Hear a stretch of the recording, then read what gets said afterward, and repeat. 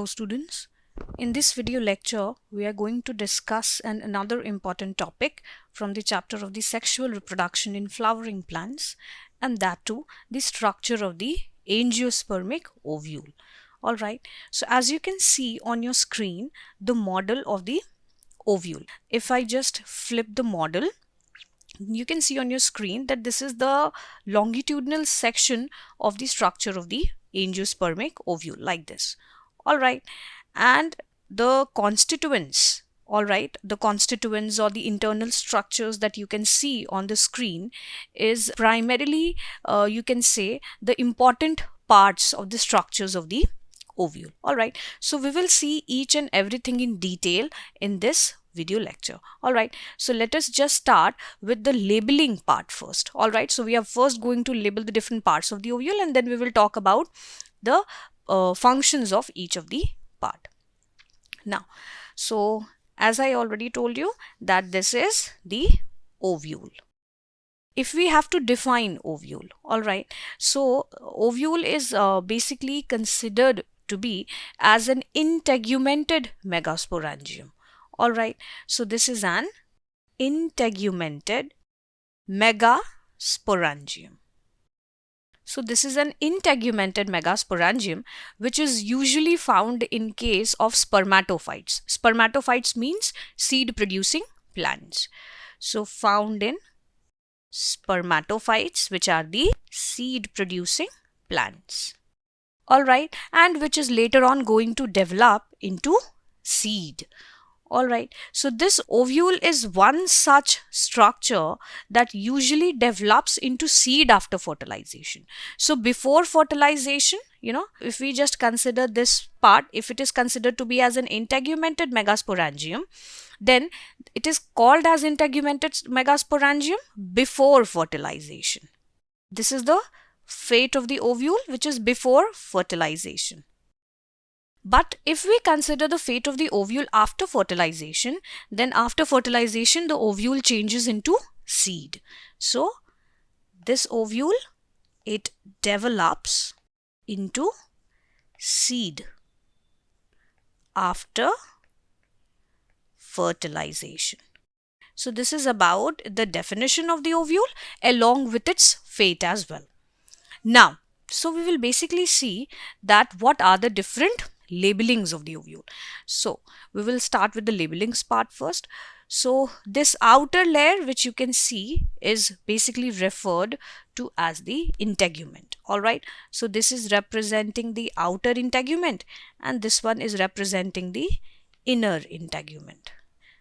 So these are called integuments. So integuments, you can say that these are basically the coverings of the ovule, which is going to protect the inner components of the ovule or inner structures of the ovule.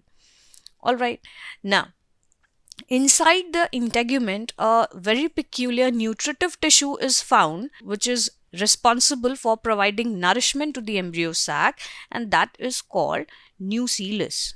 So this pinkish zone or the pinkish layer which you can see is representing the nucellus part. All right, this central component, which is very important, is the embryo sac, or we can consider it to be as the female gametophyte. So this is representing the embryo sac or the female gametophyte.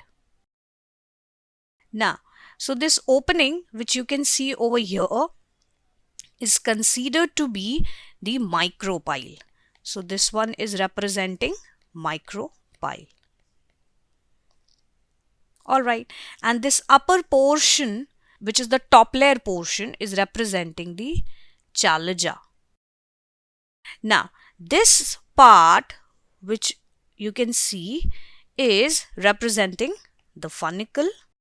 All right, it's a kind of a stalk which you can see over here, and this part which you can see is representing the hilum. So it is a part or a region where the ovule is going to fuse with the funicle. So you can see the inner structure of the ovule is basically attached with funicle with the help of hilum only. All right, so we will be talking about all these points in detail now. So we talked about, if we consider the structure of the ovule and its components. In this aspect, we are going to discuss about the components. The first one is the funicle part. So I'll just again label the funicle part again now. So this, we mentioned it as funicle. Alright. Now funicle is a stalk. So you can see it's a kind of a stalk-like structure through which the ovule is actually attached to the placenta. Now the second component is the hilum. So we mentioned this as the hilum. So hilum, we have seen that it's a region where the internal structure of the ovule is going to fuse with the funicle. Now the third layer is basically the integuments. So we have seen these two layers as integuments. That means outer and inner integuments. Alright, these two. So these are actually the protective coverings of ovule that may be 1 or 2 in number. So here, as you can see, they are 2 in number. So which are 2 in number. Alright, and as you can see, it is covering the internal structure, internal tissue, which is called nucellus. So this is covering the internal tissue, which is nucellus. Alright, so this is the third layer and third component. The fourth is the micropyle. We mentioned this as micropyle. In the entire structure, you can see that micropyle is the only region where a small vacant space has been provided. Otherwise, the entire ovule structure is being protected via integument. Alright, micropyle is the only region where a small vacant space has been provided, or where a small vacant space has been present. Alright, so this is a space or a region, you can say, that provides a way for entry of pollen tube.